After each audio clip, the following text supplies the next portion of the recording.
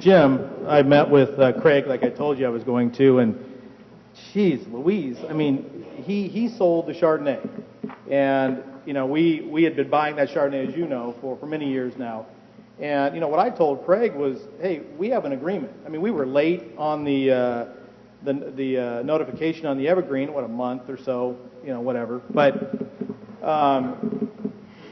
we we made that agreement. Okay, I didn't tell you about it, whatever, but. The problem here now is that he has sold that Chardonnay, and we need that Chardonnay. And the way that I'm looking at it now, looking over our contract, is since we were late on the Evergreen notice, we still have a contract. So what I would like you to tell me that it's okay to tell him to tell the other winery that he sold it to the deal's off, and we get the 100 tons. So you just recently sent a letter to the grower, right? I was just looking at that letter, and I think that it says something to the effect. Let me just look at this. You wrote this letter? Well, yeah, I wrote most of it. I don't want to be the bearer of bad news, but it looks to me like you're saying in here that we agreed that we would continue the contract for 2010 for 1 year, right? Was that the idea? Well, yeah. And then you say here we would then go our separate ways. That sounds like a contract termination to me.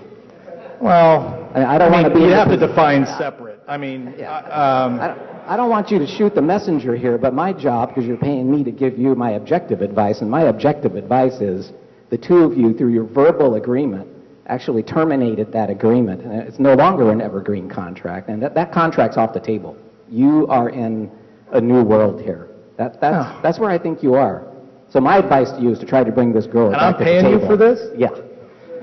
I mean, you can't do anything.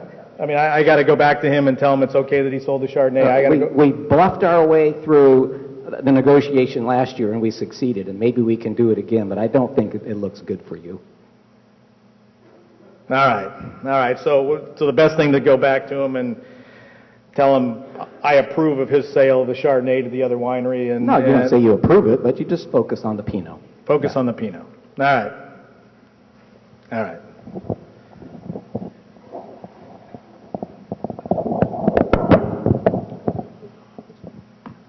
Well, I'm thrilled that you guys are talking again. You had a long relationship. It was profitable for both of you.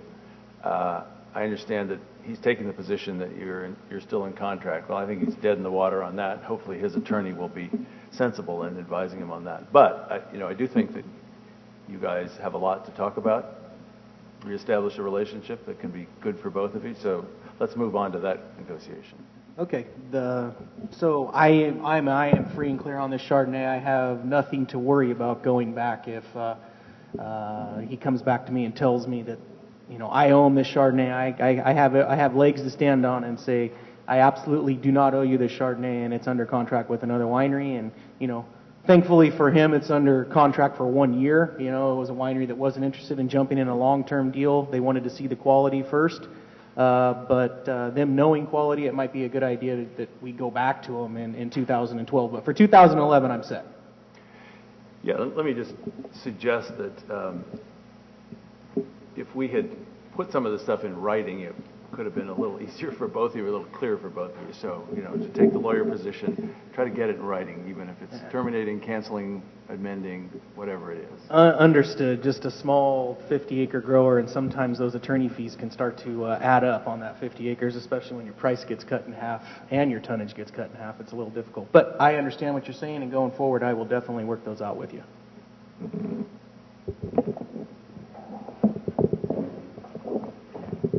Okay, Craig. Again, I appreciate the second meeting here. We have found some other Chardonnay to work with, and let's just put the Chardonnay behind us and work on the Pinot. As you know, our financing is we've got our financing pretty much down for the foreseeable future, and the sales are looking up. So what I'd like to do is I'd like to enter into a 5-year agreement with you with a 2-year evergreen. I know in the letter I wrote a 1 year, but I thought about that, and I want to change that to a 2-year. And I'd like to pay you $2,000 for those 5 years. And what I'm thinking here is I've got these 2 programs now, and that's why I need the added tonnage. So what I'd like to do is pay you $2,000 and then look at the wine quality, and at some point, if the wine makes it, then I'll just move it into the higher tier. And so I need that flexibility at $2,000 to do that. Those things, that sounds good. I'm glad we're back at the table talking about pricing again. I still have some concerns that I would like you to address, and we go back to the acreage that has been under contract with you in the past, and that's been 23 of my 35 acres of Pinot Noir that's been under contract with you. In the past, that 23 acres produced 80 tons for you, and I was getting paid $3,300 to $3,700 a ton to produce basically a 3 to 3.25, 3.5 ton crop. But last year you started complaining that I had been overcropping that, and so I wanted to address that with you today. And the one thing I keep going back to is every year that you say it was overcrop, you bought all the fruit, and you continued to buy all that fruit at full price on a yearly basis until the market took a crash, and then all of a sudden everything changes. Now I've overcropped it. I'm not farming correctly. You used every excuse in the book to get out of the contract. So I wanted to address that concern with you before we even started talking about pricing and how we're going to go forward in the future in determining what is proper viticulture practices in the field. So I wanted to just talk about that real quick, kind of get your feedback to my concerns and go from there. Well, yeah, I mean, we've before we could sell everything that we had. I mean, we had orders for more cases than we had, and so we needed the fruit. We didn't really, I think you're being a little bit overboard here. We didn't really come at you with viticulture practices. I mean, we accepted the fruit. We wanted you to cut down the tonnage a little bit, but overall, it was okay. And for this contract, for this price, we could allow a little bit more tonnage. Okay, so that's how we're going to get up to the 80 tons on the 23 acres. We're going to be producing a few more tons per acre, a ton more per acre. Basically, we're going to get to 4.25, 4.5, something like that. I mean, we need 100 tons, and we want our people out there working with you. But I think something like that would probably be okay. Okay, and is there going to be in the contract? Are we going to have more defined viticulture practices? Is that something that we want to work with wording? I mean, you guys have your contract that you like to use. I'd like to put some definition in there into that viticulture practice side, and let my attorney look it over and make sure that everything is okay from that standpoint. Well, I mean, the winery, as you know, usually writes the contract, and I don't know that we would absorb any of your language into the contract, but we would write our contract, we would give it to you, and you could take it to your attorney or whatever you wanted to do. And then we would listen to reasonable feedback on tonnage and viticulture practices. Okay, that sounds good. There still have some concerns there, and I don't know if we wanted to. I don't know if we want to ask our attorneys about that real quick in regards to viticulture practices being in the vineyard. Your statement's pretty strong. As you may not listen to what our attorney has to say about the contract. I don't know if I can just go right along with that. I would like to have a little say in what it says in the contract, but is that something that you think you should get some advice on? I think I need some advice just so I can. Sure. I mean, if you want to talk to your attorney, talk to the attorney, see what he thinks, and I'll talk to mine, and then maybe we could figure this out before we put it down on a paper. Okay. Get right back to you. Hey, John, I was just had another quick meeting with Brian, and we started talking about viticulture practices, and I wanted to make sure we don't have any of the issues that were brought up in the past, and like we had brought up last year in the letter in regards to viticulture practices.